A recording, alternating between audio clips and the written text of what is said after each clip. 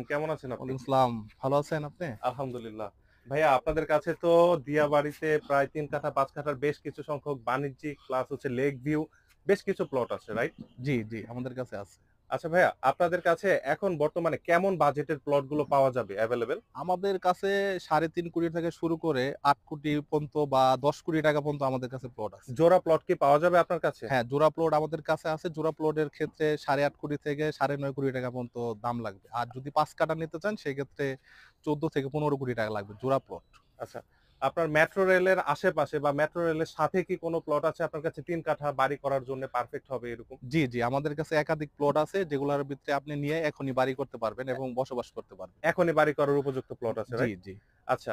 ১৮ number sector কিংবা ১৭ number sector সেগুলোতেও তো পাওয়া যাবে, রাইট? ১৮ নম্বর সেক্টরে মূলত রাজুকের এখানে যে বিল্ডিং বড়, বড় বিল্ডিং এখানে কোনো প্লট পাওয়া যায় না। এই যে আপনার বাম পাশে যে বাড়িগুলো দেখা যাচ্ছে এগুলোই?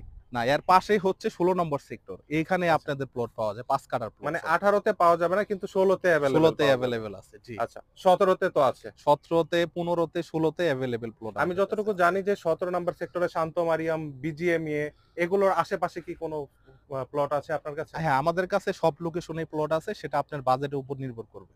আচ্ছা, আপনারা যেকোনো জায়গাতে আপনারা প্লট দিতে পারবেন থার্ড ফেজ প্রকল্পে। জি, জি, জি। আর এগুলোর বাইরে কি সেকেন্ড ফেজ প্রকল্পে আপনার কাছে কোনো প্লট আছে? জি, জি আছে।